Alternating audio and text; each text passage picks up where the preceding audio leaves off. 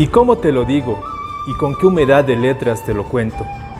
Chiquito Yocalla, pelucita paseño, que nunca estuvo frente al estruendo salado de la planicie oceánica. ¿Cómo hacértelo ver, niñita y milla, en estas letras, si nunca fuiste testigo de esa música y sus olas crespas chasconeándote en concierto de la bella mar? ¿Cómo te lo digo, niño boliviano? Como a largo de palabra, mar, y que ahorita zumba en tus oídos como 1000 abejas moluscas, como millones de susurros que salpican tu carita aymara, con su aliento materno, mar tierno, mari maternal. Esta es una carta dirigida a tus ojitos oblicuos, que de 1000 maneras intentan imaginar ese gran charco azul, que no es como te lo cuenta la profesora en el colegio, describiendo la parte más extensa del Titicaca, esa zona donde el cielo se recuesta sobre las aguas del verde musgo, donde no hay cerros, el horizonte desaparece en esa lama esmeralda, que de alguna manera también semeja un ojo de mar, tampoco similar a esa caricatura de Disney que te muestra en la escuela boliviana, con peces de colores saltando por todos lados, con bañistas y quitasoles eternamente en vacaciones de verano, con arenas doradas y olas turquesas, en un exceso de pedagogía e idealización. Aún así, pequeño niño boliviano, te puedo contar cómo conocí la gigante mar. Y daría todo para que esta experiencia no te fuera ajena. Incluso te regalo el metro marino, que quizás me pertenece de esta larga culebra oceánica. Tanta costa para que unos pocos y ociosos ricos se abaniquen con la propiedad de las aguas. Por eso, al escuchar el verso neopatriótico de algunos chilenos, me da vergüenza, sobre todo cuando hablan del mar ganado por las armas, sobre todo al oír la soberbia presidencial descalificando el sueño playero de un niño. Pero los presidentes pasan, como las olas del mar, y el Dios de las aguas seguirá esperando en su eternidad tu mirada de yocalla triste para iluminarla un día con su relámpago azul.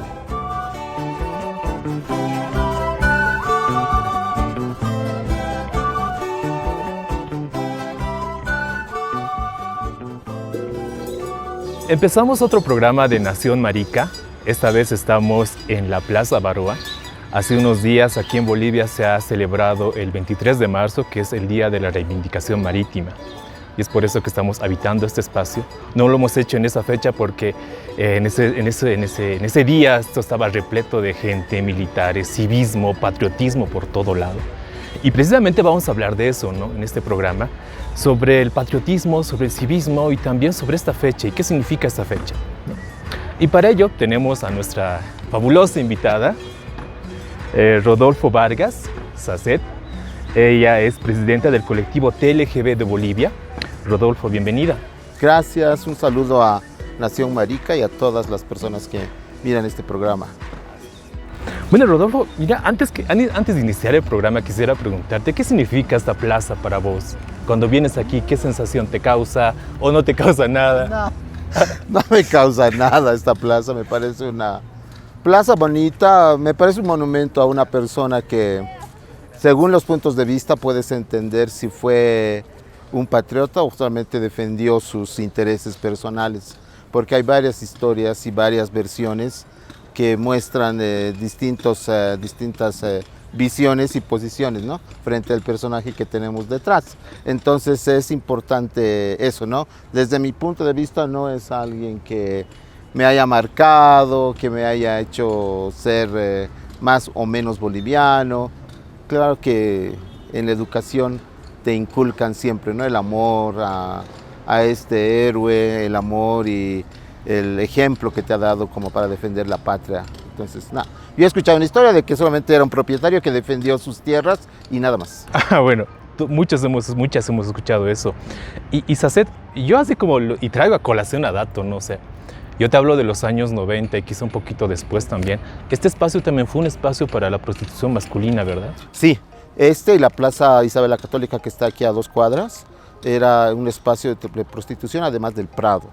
Entonces, donde los chicos que pues venían, porque está cerca otro lugar importante que es la 20 de octubre, donde es un lugar donde se prostituyen las personas trans, ¿no? Entonces es como así, tiene esos aires. Además nos dicen, según las personas, las locas y sus lenguas viperinas, dicen que este barrio es el más gay de La Paz, porque hay 3 edificios que están atestados de locas viviendo, pero de las locas así jailonas, ¿no? Hechas las jailonas, porque son muchos edificios donde sí habían, y mucha gente quiere venir a vivir a este barrio por eso, ¿no? Por jailón, porque son locas que quieren mostrar su estatus. Entonces medio interesante también es, como para poner unas bombas a 4 o 3 edificios.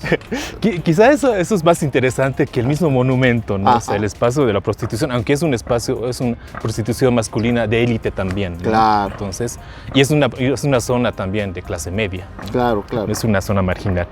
Ahora sí, Rodolfo, y antes de iniciar con el tema central que nos hemos planteado en Nación Marica, queremos conocerte un poco más, qué estás haciendo como presidenta del colectivo TLGB, ¿no? Y hacer algunas reflexiones en torno a eso. Rodolfo, ¿hay una desmovilización del colectivo TLGB Bolivia actualmente? Hay una descentralización, yo diría. La gestión en la que estoy ahora es la segunda. Hemos tenido un evento reciente en el cual me han ratificado por 2 años más, y hemos definido que el colectivo no tiene que ser centralista, porque toda su vida ha sido centralista. La mayoría de las organizaciones son centralistas y todo se define en La Paz. Entonces lo que hemos hecho es que cada colectivo comience a fortalecerse y se busque ese espíritu de independencia y de autonomía del cual se habla tanto y que muchas veces no se practica. Entonces siempre se depende de La Paz, que para que diga o haga o te presente proyectos o te haga participar. Entonces lo que hemos hecho es ahora que cada colectivo tenga que asumir una responsabilidad a nivel de sus departamentos y hacer esta movilización en cada departamento. Eso significa que a nivel nacional no vamos a tener muchas acciones de movilización, porque pensamos que se deben hacer en el lugar y deben hacerlo desde su contexto. Entonces no estamos desmovilizados, estamos descentralizados. Te digo eso porque he notado, al menos personalmente, que la actividad, al menos de los colectivos a nivel nacional, ha sido mínima, ¿no? ¿Y esto también se puede entender por la pandemia? Sí, como te digo, a nivel nacional hemos definido no tener acciones. Sí, los colectivos departamentales participan, están mucho más activos en sus ciudades, en municipios, ¿no? Porque tenemos colectivos también en municipios pequeños, como en San Borja, en Ribera Alta, en San Joaquín, en Caranavi. Entonces son municipios donde están haciendo sus esfuerzos cada uno de los grupos y colectivos. El mismo Congreso definió no hacer estas acciones y solo dejar fechas importantes, si tú quieres, para que se puedan hacer movilizaciones o acciones nacionales. Y en ese sentido se ha hecho, por ejemplo, que cada colectivo tenga la posibilidad de acceder a una legalización, si tú quieres, que es la personería jurídica.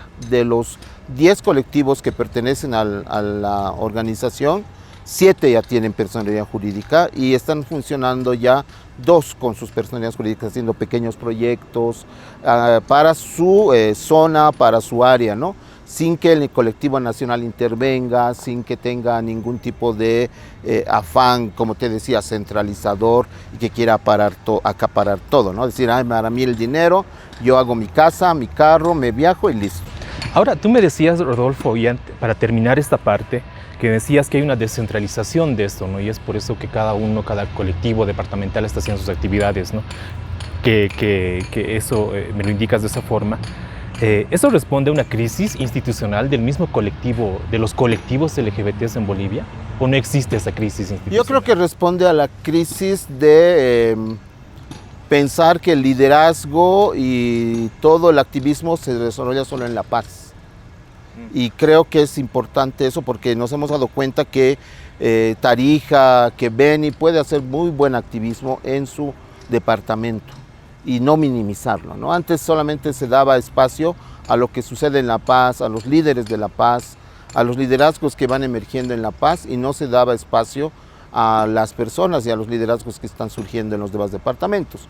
En nuestro colectivo ahorita tenemos un consejo de presidentes que es el que define muchos aspectos, y de esos 10 presidentes, 6 son mujeres, y de esos 10 presidentes, 7 son jóvenes, ¿no? Ya no son los líderes antiguos que han ido saliendo poco a poco, yéndose, alejándose de la organización, porque no estaban de acuerdo con esta descentralización. Hay muchas organizaciones que todavía están centralizadas en oficinas, en La Paz, y desde ahí arman y definen todo. Entonces lo que hacemos ahora es que cada colectivo desde esa autonomía pues pueda definirse, y nosotros manejamos eso en el respeto y en este afán de construcción de un colectivo, ¿no? Porque podemos decir colectivo, pero puede ser La Paz y los demás no existen. Claro. Entonces no existe una crisis institucional. Institucional no, porque si hubiésemos tenido crisis, ahorita el colectivo no estaría trabajando en los departamentos, no tendríamos una directiva. Estamos fortalecidos en temas de volver a hacer acciones de visibilización, entre comillas, por ejemplo, eventos. El último se ha hecho en Pando, y no hemos tenido ningún tipo de interferencia desde La Paz. Lo han organizado allá, hubo la participación, pero digamos no ha sido definiciones desde La Paz, sino desde Pando. Estamos aquí en Nación Marica y estamos hablando con Rodolfo Vargas, Saced. Ella es la presidenta del colectivo TLGB de Bolivia. Ajá. Y bueno, Saced, ya entrándonos al tema, para hablar sobre el 23 de marzo, estamos en la Plaza Baroa, una plaza muy emblemática para recordar este 23 de marzo. Mucha gente lo recuerda. Y quiero empezar con esta pregunta personal para ti, Rodolfo.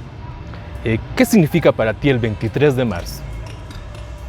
Bueno, es un día en el que se recuerda a nivel nacional el comienzo de la Guerra del Pacífico, la invasión, entre comillas, de Chile, ¿no? hacia Bolivia. Cuando yo estuve en la escuela, y eso es algo así, un fruto del nacionalismo, la escuela pública, en la que te enseñan todos estos héroes, acontecimientos, ¿no? Tú creías firmemente que esta guerra te había quitado una oportunidad para que Bolivia pueda desarrollarse, ¿no? Y todos dicen, no, sin mar no podemos, somos subdesarrollados. Entonces me parece que son ideas que no son todavía, ya no son aceptadas desde mi persona y mi punto de vista. No acepto mucho la idea de decir el mar hay que recuperarlo, hay que hacer otra guerra, hay que matar a los chilenos y defender lo que ha sido nuestro, ¿no? Entonces todo lo que hubo, las parafernalias de un juicio a nivel internacional, de pedir que les devuelvan, entonces creo que es... La bandera más grande. Claro, ¿no ves? ¿Cuánta tela han Lanzarse, gastado? todo eso. Pues creo que son acciones que utiliza el Estado, los gobiernos de turno, para fomentar este nacionalismo que muchas veces puede ser hasta negativo, ¿no? En fomentar este odio, este mal ver a la gente de otro país. Entonces creo que no es algo importante desde mi punto de vista. ¿Y qué piensas de Eduardo Baroa? De Eduardo Pues como te dije, al principio pensé que era un héroe, marchaba, sabía muy bien los himnos, de esa forma, obvio, ¿no? Y tenías que cantar, ir a marchar. Pero después ya investigando, escuchando, ya entendí que, por ejemplo, él no lo hizo de esa manera, como muchos te niegan, ¿no? Y se rasgan las vestiduras, que solo defendió su patrimonio personal y nada más, ¿no? Como un héroe, y la historia lo pone como un héroe, pero la historia por debajo no, es solamente un patrón que defendió sus tierras y listo. ¿Y por qué crees hacer que nuestra sociedad boliviana se maneja con héroes, necesita tener un héroe? Sí. Y este es uno de esos héroes, ¿no? Claro, como también en la diversidad sexual tenemos gente que son héroes, ¿no? Personas como Eso es muy patriarcal, ¿no? Como Marshall, que fue una trans que se enfrentó a la policía en Estados Unidos, y debido a ella comenzaron estas revueltas en Stonewall, ¿no? Que es considerada una heroína para nosotros, porque fue la primera persona en la que le dijo alto a la policía, porque todos agachaban la cabeza y decían, ya, ok, como pasa muchas veces aquí, ¿no? Llega la gente y te riñe, te dice por ser gay, lo que sea, no puedes hablar, te quedas callado y no puedes defenderte. Entonces yo considero a Marshall una heroína, por ejemplo, ¿no? que es un ejemplo para seguir en esta defensa que debes hacer de tus derechos y que no te puedan discriminar.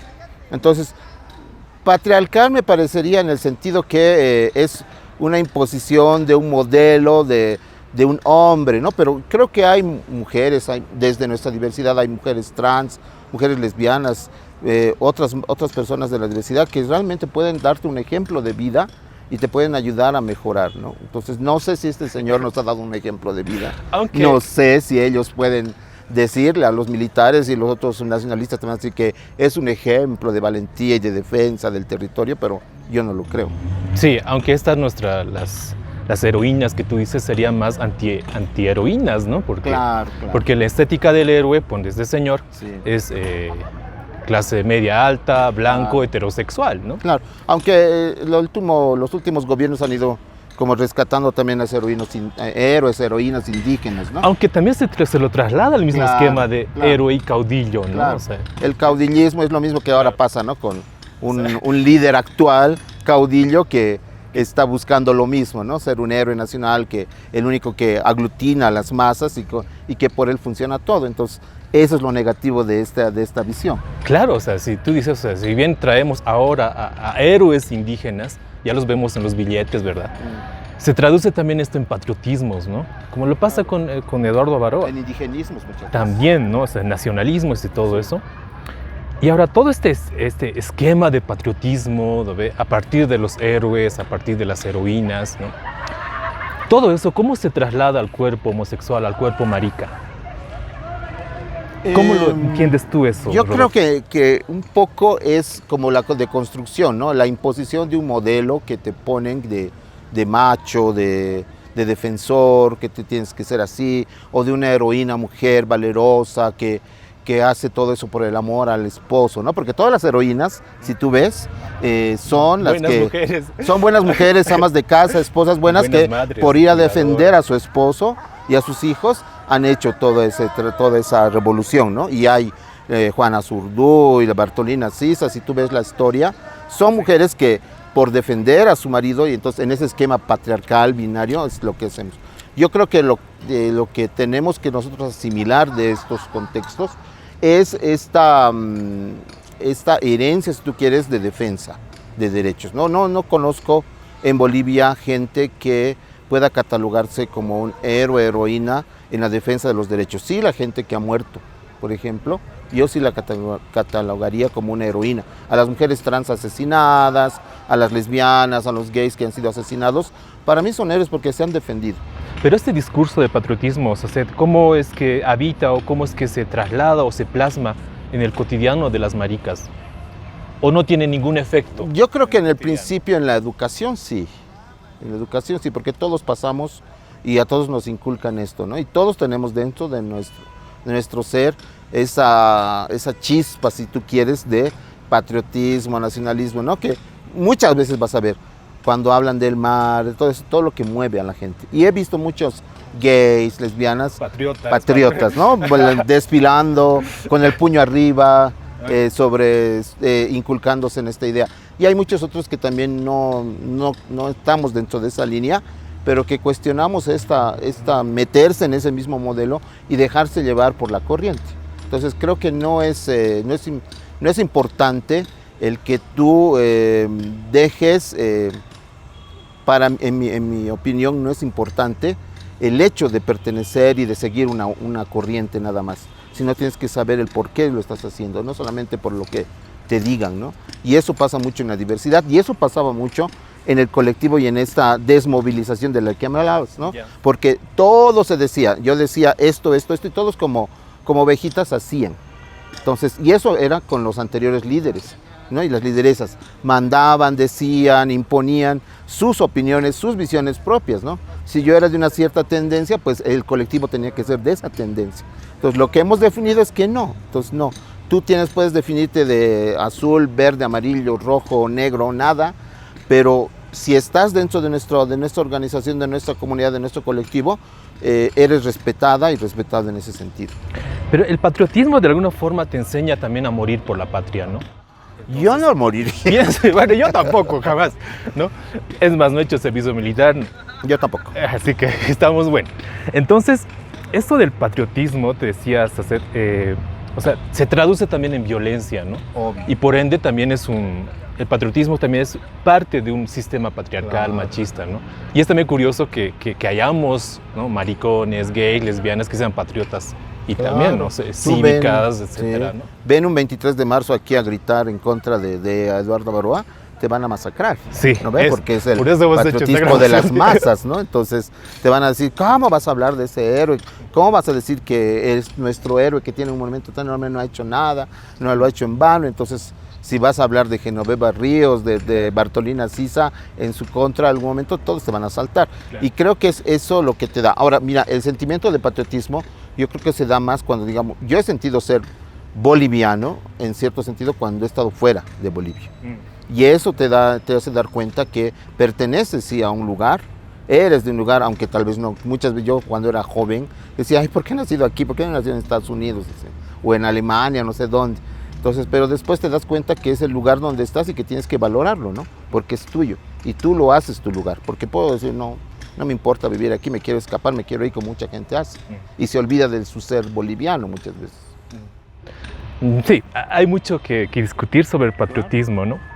Y ahora para ir cerrando esta entrevista, estamos con Rodolfo Vargas Sacet, ella es presidenta del colectivo TLGB de Bolivia. Y Rodolfo, ya para cerrar este programa, sabemos que tú hace mucho tiempo atrás enseñabas en colegios, ¿verdad? Sí. Eras profesora. Y maestra. Canuta.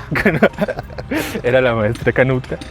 Y claro, nosotros también reflexionando sobre este 23 de marzo, ¿es posible enseñar a los niños, a las niñas, a los jóvenes, a las jóvenes, enseñar sobre el 23 de marzo sin civismo, sin patriotismo y sin nacionalismo? ¿Es posible enseñar esa fecha o no lo es? ¿O es como que inseparable esas cosas? Dentro del sistema educativo es complicado. Puede ser posible si tú tienes un trabajo previo de desarmar y quitar esquemas mentales, ¿no? Pero es complicado porque todo ya viene pues impuesto. Todo ya viene. El sistema educativo no te permite, por ejemplo, no te permitiría enseñar de esa forma. Pero que no hagas nada el 23 de marzo en un colegio es un pecado, ¿no? Entonces tienes que nombrar siempre a los héroes o cantar en la hora cívica. Cuando yo era docente, yo no tocaba mucho ese tema, ¿no? Yo era de filosofía, pero sí tenía que participar, por ejemplo, en las horas cívicas, armar el número para recordar al héroe. Entonces creo que es algo que es todavía un mecanismo que está tan fuerte que es difícil de romper. Es algo que muchas maricones, lesbianas, trans quieren hacer, pero es chocarse contra una pared y que es dura todavía de romper, ¿no? Pero tú como maestra, ¿es posible enseñar o no es posible enseñar un 23 de marzo? Es posible dentro del aspecto de una interpretación que puedas dar. Yo hablaba también del tema de por qué hay esas transversiones, ¿no? De que Eduardo Baroa era este potentado que se lo defendió y cómo se puede interpretar eso y adecuarlo a este patriotismo y nacionalismo y todo eso. Entonces creo que o sea, como un contradiscurso, ¿no? Sí, se puede dar, pero siempre manejándolo en el tema de adecuarlo a lo que tú estás queriendo mostrar, porque si vas a ir en un enfrentamiento, vas a ir a decir, no, eso no vale, siempre te van a entrar en la censura, en la prohibición y en los problemas que vas a tener. Además, había que preguntarse cuál es el discurso oficial sobre esa fecha en Chile, ¿no? Claro, en Chile dicen que es así cuando se han estado tomando aquí en Bolivia y listo, ¿no? Los borrachos bolivianos. Hay tanto discurso de este patriotismo que nos hacemos daños unos a otras, ¿no? Y es interesante porque, digamos, este patriotismo que muchas veces lo puedes entender como una falsa defensa de lo que tú eres, ha sido pues movilizado por gente, por pensadores, por gente que ha sabido manipular todo esto, ¿no? Heidegger, Habermas, decían que, por ejemplo, Hitler era pues el ejemplo del nacionalismo, ¿no? Y de eso se agarró él para entrar y empezar toda esta masacre que hizo. Entonces, si malinterpretamos todas estas posiciones ideológicas y pensamientos, podemos destruir muchas cosas, ¿no? Y si malinterpretamos esto, podríamos invadir y hacer una guerra con Chile solamente por eso, y que mucha gente quisiera, ¿no? Muchos dicen, de una vez les quitaremos el mar, de una vez. Y como decía al principio, no me parece que sea un factor de progreso. No me parece. Bueno, Sacet, te agradecemos por estar en Nación Marica. Tus últimas palabras para este programa. Gracias, un saludo a todas, todos, todes, a todas las personas que ven este programa, que se cuestionan y que esperemos que sea pues algo que pueda ayudarles a poder mirar con otros ojos la realidad. Gracias, Sacet. Y a toda la gente que nos ha acompañado, síganos en nuestro canal de YouTube, Movimiento Maricas Bolivia. Ahí estamos posteando cada semana un programa. Y suscríbase y denle like a este video. Gracias.